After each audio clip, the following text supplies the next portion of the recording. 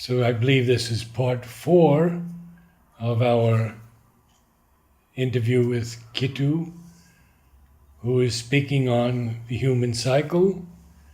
He has explored and explained to us the stages of barbarism, and now at what point from mental barbarism, where do we go? Then we come to the true mental, Okay. right? Now, Aurobindo has defined as the higher mental activities 3 areas, not only intellectual. One is ethical, one is aesthetic, and another is intellectual. See, I must explain a little bit. Ethics deals with good and bad. On a personal level, I say he's a good man, he's a bad man. Almost in all cases, this judgment of good and bad is very personal. It is not based on a standard. So it is very relative. Subjective. Relative and subjective. Yes. But lower subjectivism. So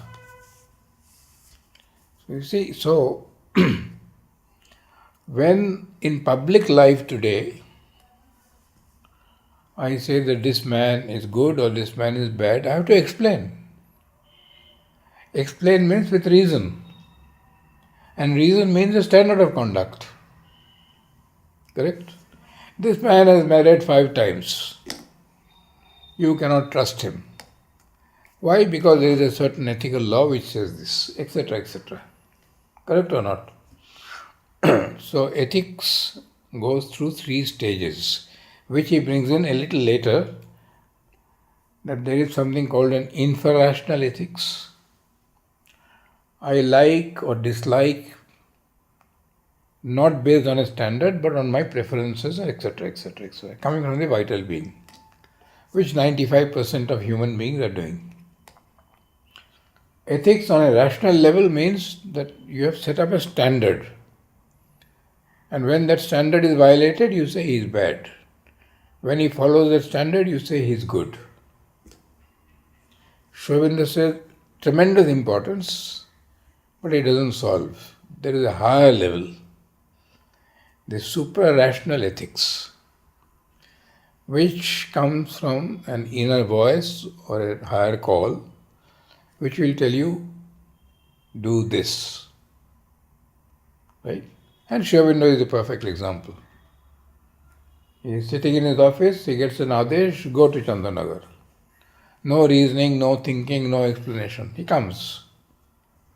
Those who don't understand that, challenge him, criticize him, and find motives.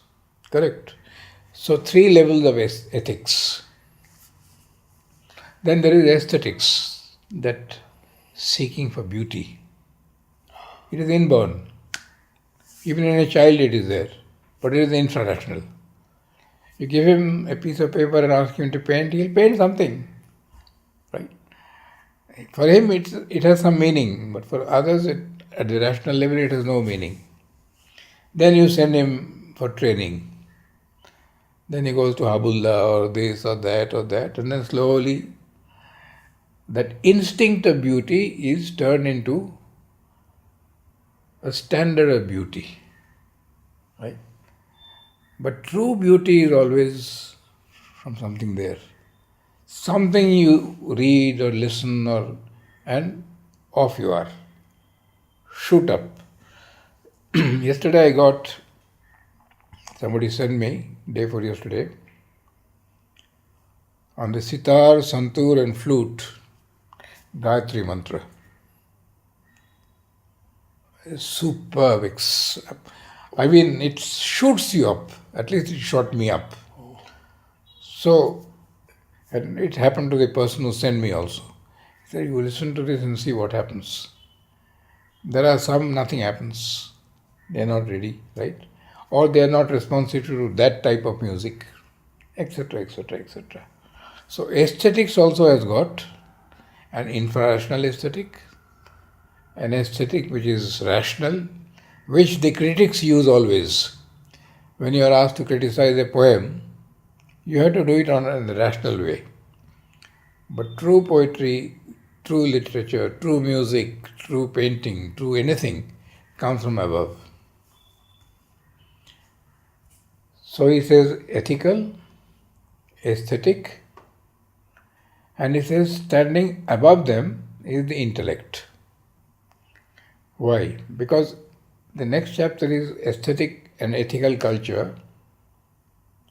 They are always in conflict. Cinemas. I'm just giving a random example. I show certain scenes which are extremely beautiful, but which might not be ethically correct according to the standards of the society. Correct or not? For example, kissing. Should the December 1st program of the ashram allow a play in which you express your love by kissing and hugging each other? Or just maximum holding the hands and nothing else?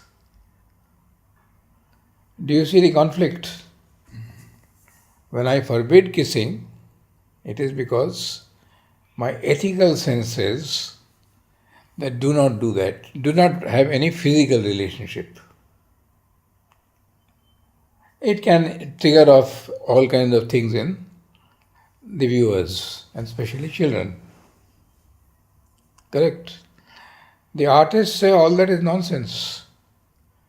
I cannot express my love or the love of these two persons unless I bring in a physical element.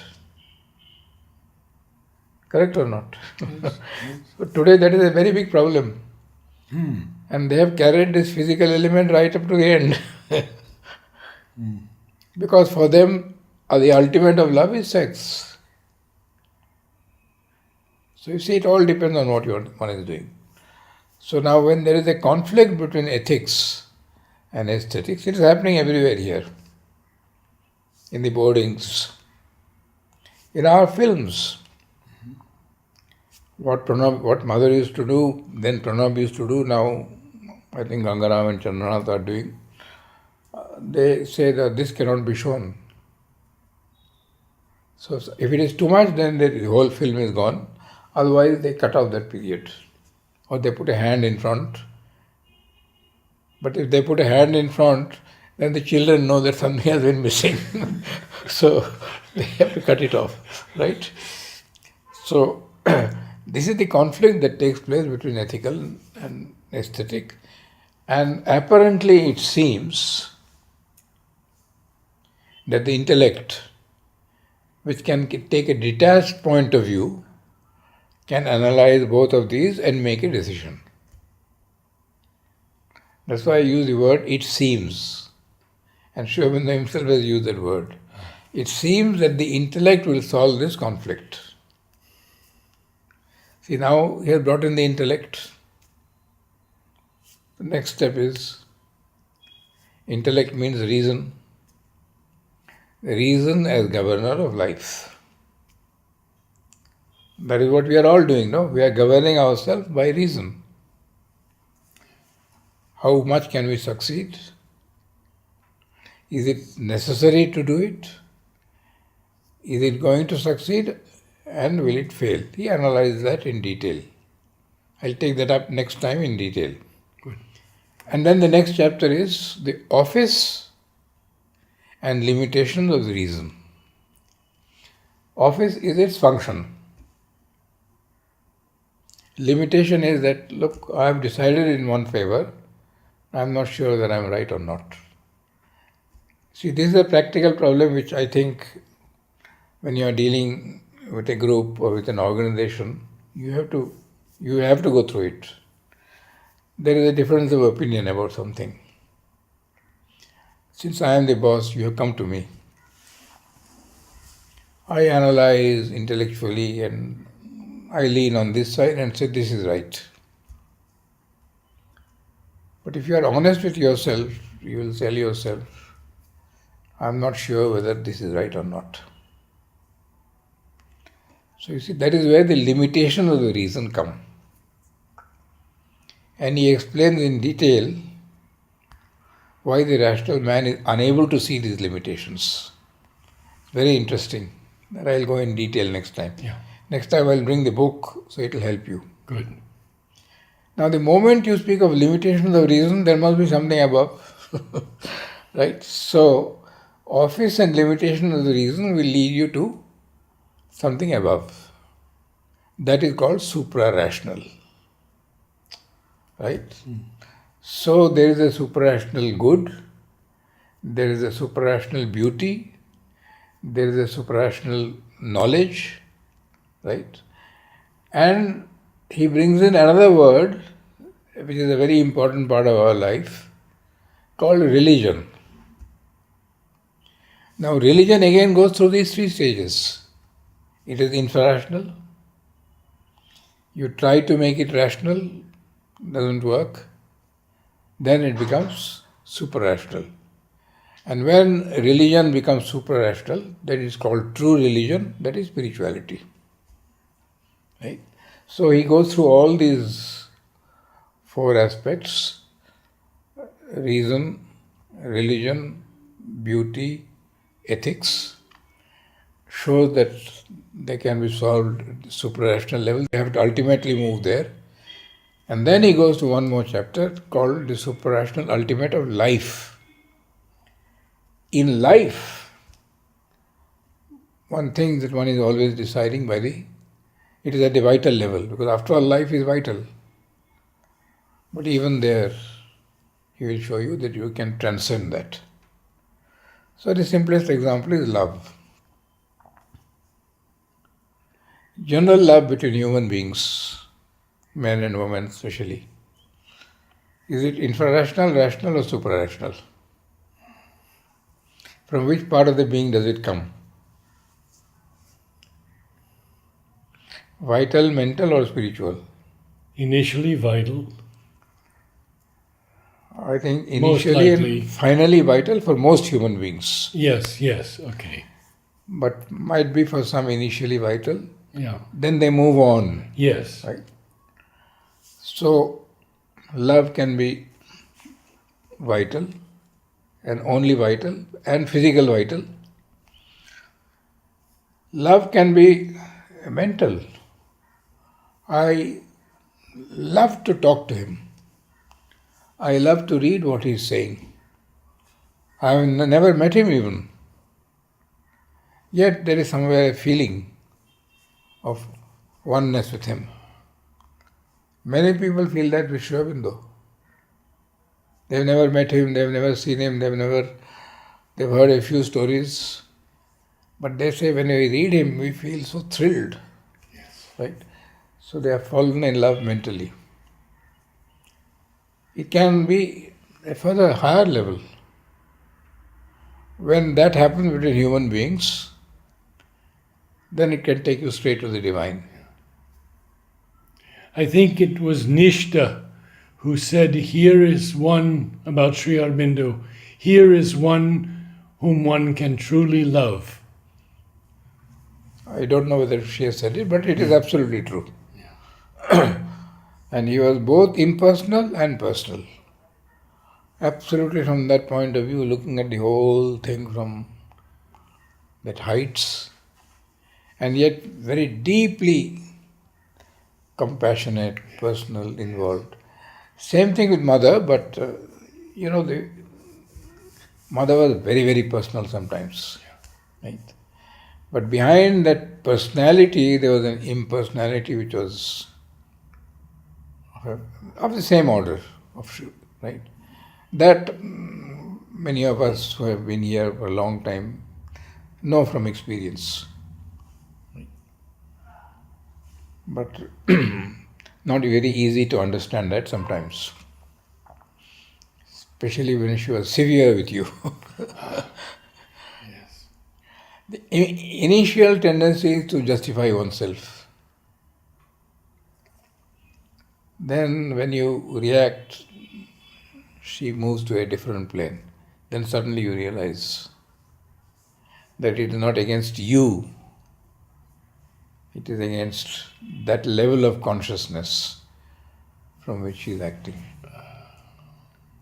So, Aurobindo takes up these three, then the reason as governor of life, then shows that ultimately life also can be taken to the suprarational level. And we are all supposed to be doing that, drawing our inspiration directly from Mother. And the mind has to be used, of course, but wherever possible. That you have to look at yourself. When you have to take an important decision,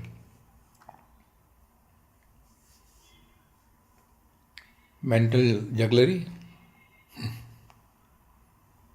or more. And you will find very clearly, when you take it from that more, everything works out beautifully. When you take it on the mental level, well, somewhat. So that is a matter of experience which you have to find out for yourself. After that he comes to one chapter. Now since the mind is not the highest instrument, can religion be the highest instrument? Because religion says openly that we believe in that something else. So that chapter is called Religion as the Law of Life. So there again he shows there is an infrarational religion. There is an attempt at a rational religion. But true religion, which goes higher, that is spirituality. So these are inevitable stages. After that he goes back to society. The infrarational age of the cycle. The whole society is generally infrarational. Then the whole society starts moving and tends to become rational. And then one day in the future we hope that there will be the suprarational society. These two chapters on the rational society are very important because he shows that the age of democracy, the age of socialism are pure products of the rational age. Yesterday in my political science class, I was explaining this to them. That it is only when you start thinking that you start questioning. Otherwise, a thinking man will never accept a decision. You have to do this by somebody else unless he has thought it out. So, when the age of reason comes, you refuse to accept a king. You have to find someone who will lead you. So today what democracy has done, application of reason, is that we have selected or elected the man who will lead us. After that, nothing else. After that, he and his team decides, and you have 5 years or 4 years, then you can say you can go high putting somebody else. But it is already a big step forward. And today, everywhere in the world, every parliamentary group or party has to explain to people why they are doing what they are doing.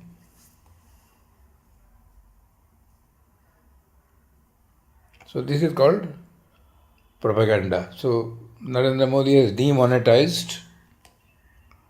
Some people are furious, making a hell of a noise. But ultimately it depends on the people. And they are going through some suffering. Because notes are not available very easily and all that. But then they have made a Gallup poll. 92% are supporting Narendra Modi. Is it now 92? They say we are ready to go through this suffering. But all this black money and this nonsense that has taken place for years and years and years, right? And the rich people who have made all money, finished. All that has become newspaper. And now he is making everything digital. So there is no question of cheating. Cash payments don't take place. I do everything on my phone. I renew my Vodafone bill, my BSNL thing, my this thing, my that thing, everything I do on the net, right? Only my auto driver, when I have to take Ratna from here to there, I have to pay him 40 rupees. I said, suppose I pay you a check or transfer it to your bank. He said, I need money immediately, that's why I want cash. But let me think a little bit. Might be after that you can pay in one stroke. So you see now my rickshawala has become digital. And in Andhra Bhavan, in my guest house, whole staff is paid by check. We don't touch money. I won't say we don't touch money. We take about 2,000 rupees we have in hand for buying coffee, for buying small things. Amazing.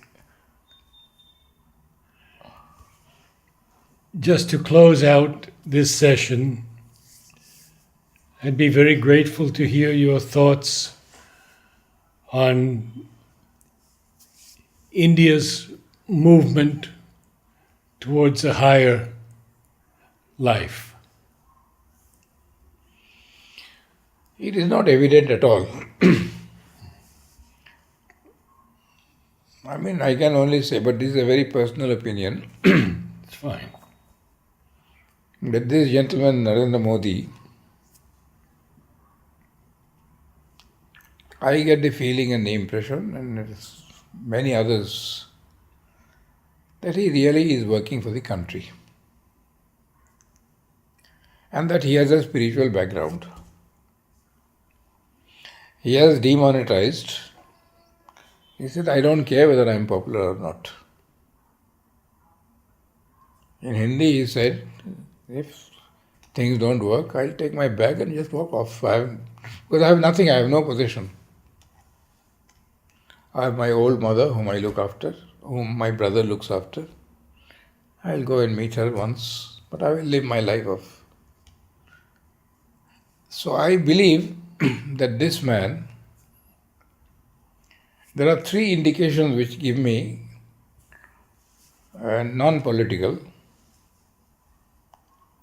His tremendous respect for Sanskrit and giving it pride of place in India. His enormous respect for Vivekananda, whom he has followed, read everything. His enormous respect for Aurobindo, whom he has not read sufficiently. He has read a little bit, but not enough. And whatever he has read, he has grasped. So these are very good signs. Now, how much of that impact will take place on the government, very difficult to say.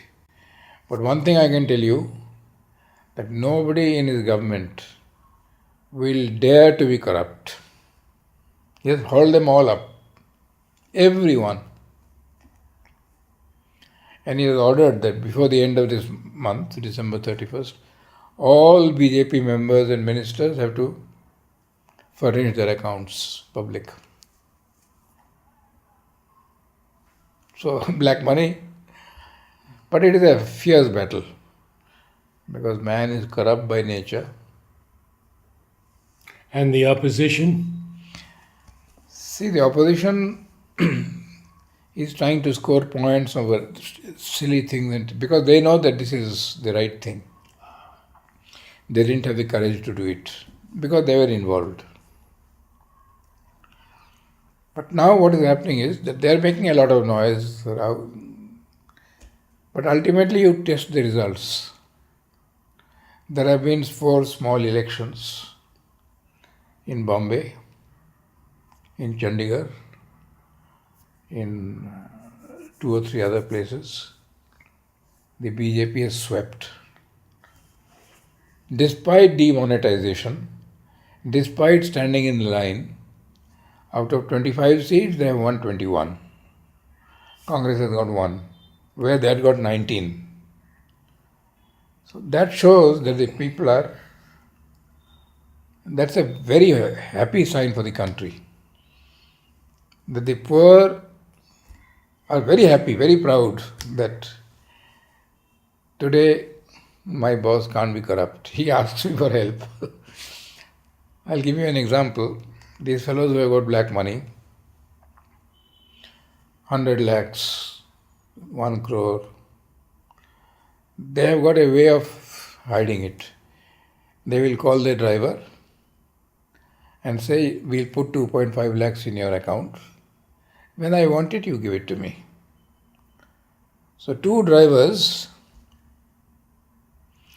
they were called. They knew why they were called, because they guessed. He never knew his name even. He used to call him by driver. Hey, driver.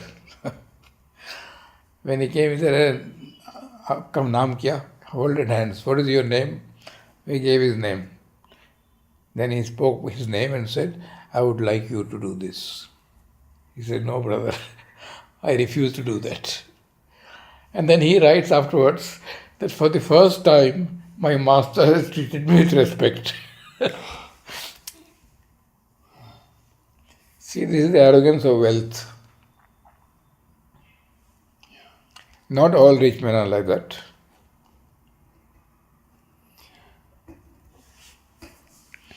So I think India is moving, and he has done something by which he has empowered the poor.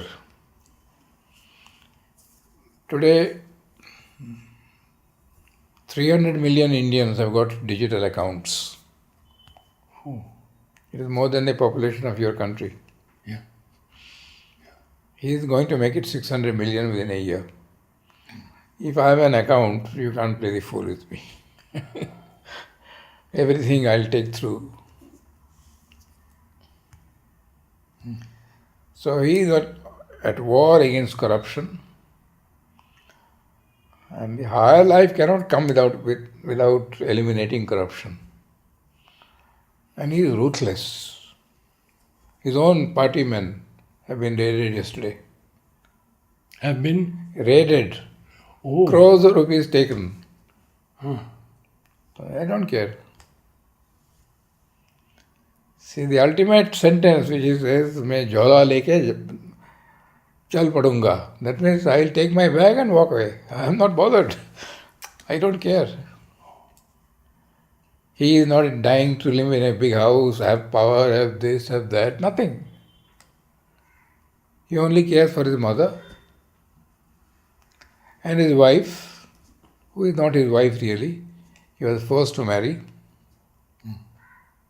But he treats her with kindness and respect. Oh, thank you, Kittu. So we'll try at least one more. Yes, oh yes. Where I'll finish this. Because I will dwell on that part which I have just touched. Good, good. Welcome.